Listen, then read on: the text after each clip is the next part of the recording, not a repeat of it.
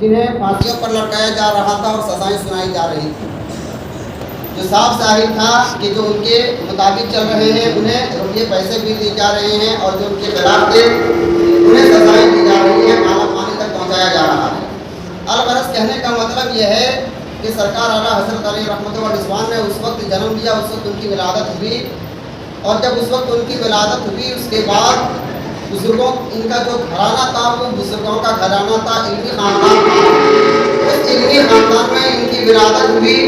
اس عظیم خاندان میں ولادت ہوئی جو بزرگوں کی روایت کے مطابق،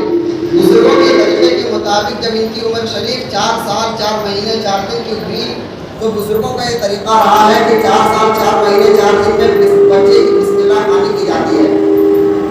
یہ بزرگوں کا طریقہ رہا ہے۔ البتہ الگ بات ہے کہ ہم لوگ اس چیز کو فراموش کر چکے ہیں، بھول چکے ہیں، جس کی برکتیں شاید ہمیں اور آپ کو نہیں ملتی۔ تو بچے کی جو پڑھائی کی شروعات ہوتی ہے وہ بزرگان دین کا طریقہ رہا ہے کہ 4 سال 4 مہینے 4 دن میں ان کی پہلی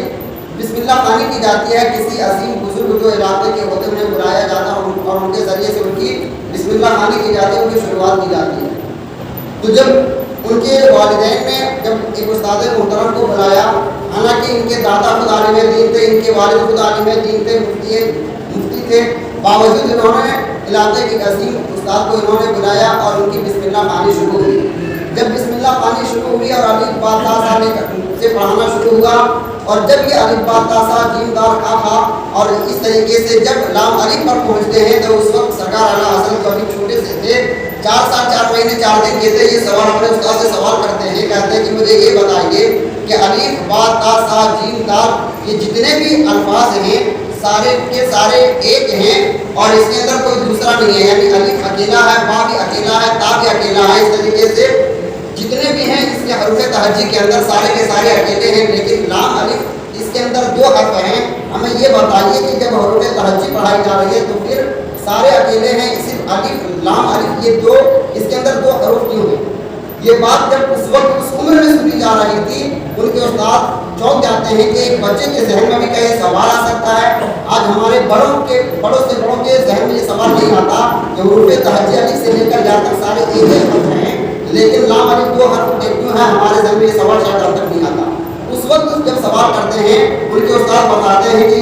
انہیں سمجھاتے ہوئے بتاتے ہیں کہ اس لیے لکھا گیا ہے تاکہ بچوں کو پتہ چلے کہ جب اسے ملنے کی شکل میں آتی ہے تو حروف ملا کر پڑھتے ہیں تو لام الف کی شکل میں لکھی جاتی ہے۔ الغرض اس وقت سرکار اعلیٰ حضرت اور بھی سوال کرتے ہیں، پھر ان کے دادا جان انہیں سمجھاتے ہیں اور جواب دیتے ہیں، اور اس کے بعد بچے کی اور آگے کی ان کی پڑھائی شروع ہوتی ہے۔ میں یہ بتانا چاہ رہا ہوں کہ سرکار اعلیٰ حضرت اس عمر میں جس وقت بچے کو الف با تا سا پڑھنا نہیں آتا، زبان سے ٹھیک ڈھنگ سے ادا کرنا نہیں آتا، اس وقت وہ سوالات کر رہے ہیں اور علمی سوالات کر رہے ہیں۔ ان کی عمر شریف جب صرف 6 سال کی ہوتی ہے تو انہوں نے فصیح زبان میں میلاد مصطفیٰ پر 2.5 گھنٹے کی تقریر کی تھی، اور اس وقت کے علاقے کے لوگوں کو یہ بات سمجھ میں آیا کہ یہ بچہ کوئی عام بچہ نہیں بلکہ بڑے ہو کر کوئی عظیم کارنامہ پیش کرنے والا تھا۔ یہی بچہ جب 13 سال 10 مہینے کا ہوتا، ابھی 14 سال کی عمر نہیں ہوئی تھی، 13 سال 10 مہینے کی عمر ہوئی تھی، چند دن ہوئے تھے، اور اس وقت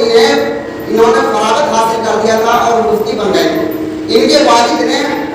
والد مولانا نقی علی خان نے انہیں ایک فتویٰ لکھنے کے لیے کہا گیا تھا، جو دوسرے سے سوال آیا تھا رضاعت کے مسئلے پر، دودھ پلانے کے مسئلے پر جب ایک مسئلہ آیا تو ان کے والد نے انہیں جانچنے کے طور پر ایک فتویٰ لکھنے کے لیے دیا۔ جب انہوں نے اس فتوے کو لکھا اور فتوے کو ان کے والد نے پڑھا اور پڑھنے کے بعد اسی وقت انہیں مسند خلافت پر بٹھایا گیا اور یہ کہا گیا کہ آپ اس قابل ہو چکے ہو کہ آپ فتویٰ لکھ سکتے ہو، لہٰذا فتویٰ نویسی لکھنے کا کام اسی 14 سال کی عمر میں انہیں سونپ دیا گیا۔ دوسروں کو آج 14 سال کی عمر میں آج ہم کس عمر کو ہوتے ہیں اور کیا سمجھ ہماری ہوتی ہے اور ہم کیا کر رہے ہوتے ہیں، اپنے عمر پر غور کریں اور اس وقت سرکار اعلیٰ حضرت کی عمر پر غور کریں۔ صرف 14 سال تک کے مکمل نہیں ہوئے، 2 مہینے باقی تھے 14 سال کے ہونے میں، اس وقت سے انہوں نے فتویٰ نویسی شروع کیا اور تاعمر وہ فتویٰ نویسی کرتے رہے، اور آج ان کی فتویٰ نویسی جو 6000 سے زیادہ فتویٰ نویسی ہیں، ان فتووں کو آج